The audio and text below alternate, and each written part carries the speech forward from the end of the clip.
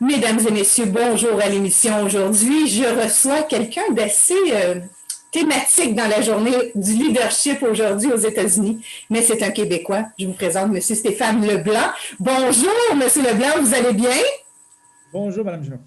Alors, vous êtes fondateur, président, pour les gens qui ne vous connaissent pas dans le domaine des affaires et de l'art et la culture.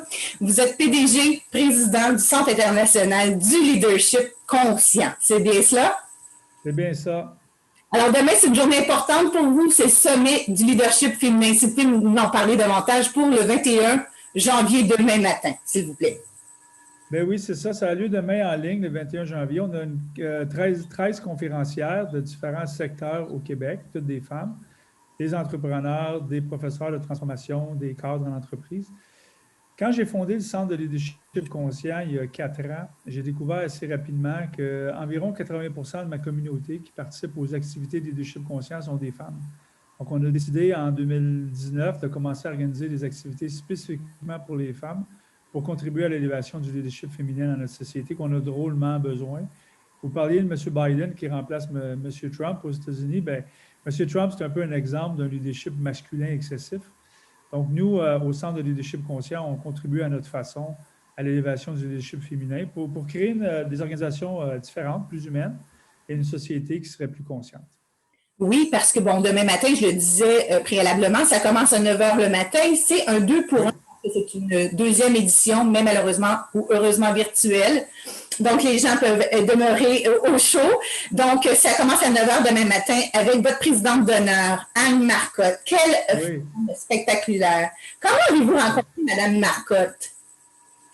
Mme Marcotte, je l'ai rencontrée dans le cadre de trouver Marie-Josée Richer comme conférencière. On m'avait présenté. Et quand j'ai parlé avec Anne, j'ai connecté tout de suite. C'est une femme très inspirante, comme vous l'avez dit. C'est une entrepreneur à succès qui aujourd'hui a vendu son entreprise il y a plusieurs années. Elle contribue elle-même au développement de l'entrepreneuriat. Elle a fondé un mouvement qui s'appelle Adoptink avec Nicolas Duvernois. Et il parraine plusieurs entrepreneurs de différents niveaux qui sont au début de leur entreprise. Donc, Anne, c'est une femme très dynamique et qui a tout un parcours atypique d'entrepreneur. Elle a réussi, dans le fond, elle était anciennement employée d'une entreprise. Elle a racheté l'entreprise. Elle a eu un grand succès à travers les années. Donc, on a Anne Marcotte comme conférencière demain, qui est très drôle et très engageante. On a aussi Marie-Josée Richer, qui pour moi au Québec est une des femmes qui démontre le plus c'est quoi le leadership conscient comme entrepreneur, tu sais.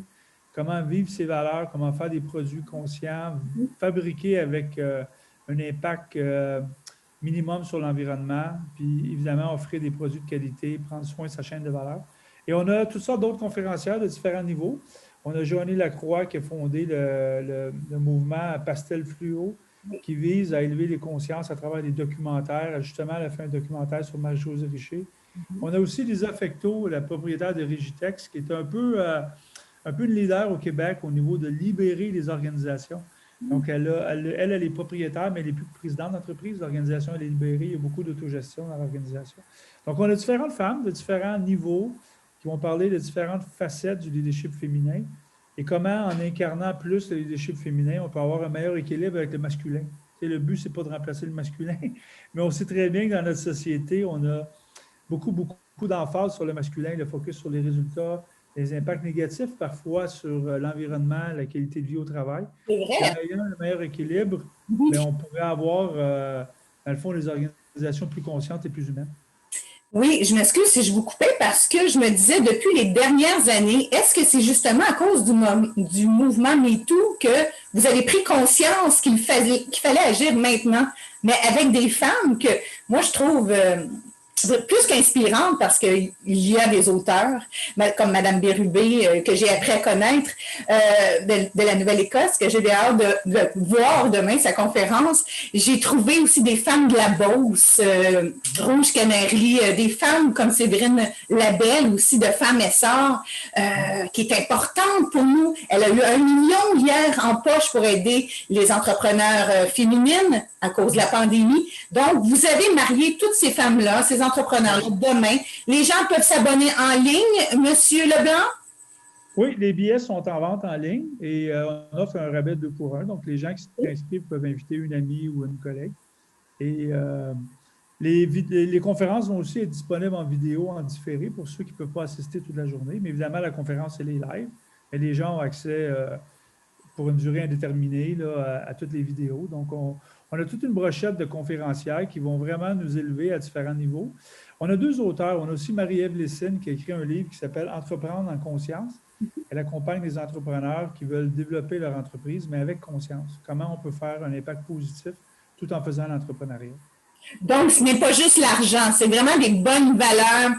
Le leadership féminin va épouser le leadership masculin, si je comprends bien, pour une meilleure contribution humaine de vivre notre quotidien quand on va retourner à travailler dans nos bureaux ou en groupe, de s'éduquer, de s'évader, si on peut dire, du négatif et de pouvoir prendre conscience de comment on peut changer, nous, en tant qu'être humain. Est-ce que c'est bien cela? Oui, mais c'est ça, mais c'est aussi en ayant un meilleur équilibre entre le féminin et le masculin.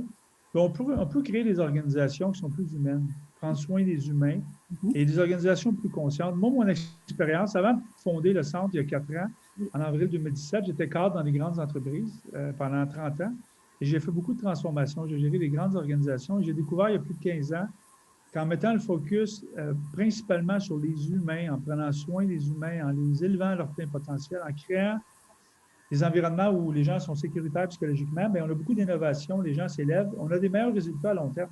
Donc, tu sais, le féminin nous permet de faire ça. Ça permet aussi d'avoir un meilleur équilibre entre le court terme et le long terme. Hein? Souvent, on pénalise le long terme pour des résultats, ce qui va se passer dans 3 mois, mais ça a un impact négatif à long terme.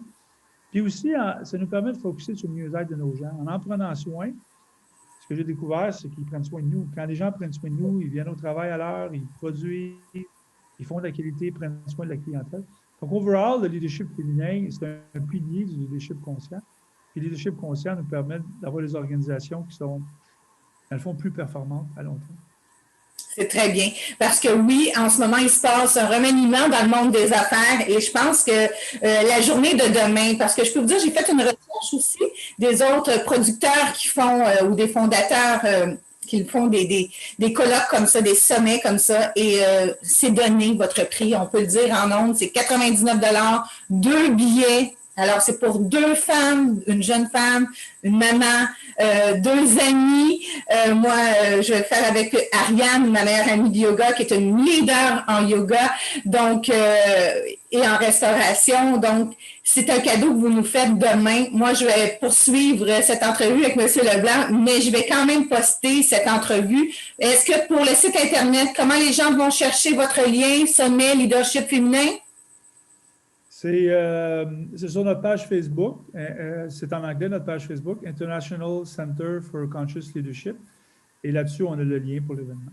Parfait, je vais le noter en dessous. Donc, c'est demain, 21 janvier. On est un petit peu à la dernière minute, mais sinon, il y a des événements au cours de cette année 2021, M. Leblanc? Oui, on organise plusieurs sommets par année. En septembre, on a le sommet du leadership conscient du Québec, donc qui inclut le féminin et le masculin. On organise aussi beaucoup de webinaires. On organise des formations à tous les mois sur le leadership conscient, des académies de transformation. Donc, beaucoup d'activités pour permettre aux leaders de tous les niveaux de se transformer, autant les femmes que les hommes, et pouvoir transformer leur organisation. Tout ça, c'est disponible sur notre page Facebook. Et en terminant, je ne peux pas vous demander, en dehors des gens que vous avez choisis demain, les merveilleuses femmes dont vous avez choisi, est-ce qu'il y a une femme qui a marqué votre destinée en tant qu'homme conscient aujourd'hui, que ce soit dans votre vie de tous les jours ou en tant qu'homme d'affaires? Est-ce qu'il y a une femme qui vous a vraiment éclairé sur la voie de la bonté en affaires? Bien, moi, j'ai plusieurs, dans mes équipes que j'ai gérées dans les organisations, j'ai eu beaucoup de femmes qui travaillaient dans mes équipes et elles m'ont beaucoup inspiré. Mais je dirais, dans les 2 dernières années, la femme qui m'a le plus inspiré, c'est Marie-Josée Richer, qui est conférencière. Elle incarne vraiment le leadership conscient tel que moi je le définis. Et elle est vraiment inspirante. Elle gère son organisation totalement en fonction de ses valeurs. Et elle a une croissance organique de son organisation qui est phénoménale. Donc, c'est vraiment une femme qui m'inspire. Donc, c'est évidemment la compagnie Prana à Laval, dont je me souviens, j'ai été visiter à un moment donné. Et oui, c'est vrai, c'est un bureau tellement sympathique et zen à la fois, parce qu'elle fait tous ses produits là-bas en laboratoire. C'est québécois, Prana. Donc, merci, M. Leblanc. C'est demain. J'ai très hâte d'y assister virtuellement. On va suivre vos activités. Moi, je suis très fière de dire que M. Leblanc nous encadre très bien les femmes au Québec. Et je pense que ça peut être un mouvement aussi de solidarité en ce temps de pandémie. Alors, laissons tout le négatif en arrière de nous. Monsieur Leblanc, on vous souhaite une merveilleuse journée demain. Merci, Mme Junot. Merci de m'avoir reçu. Alors, à bientôt. Et surtout, sommet du leadership féminin. À demain. À demain. Merci beaucoup pour cette entrevue. C'était tout pour nous. Bonne fin de journée.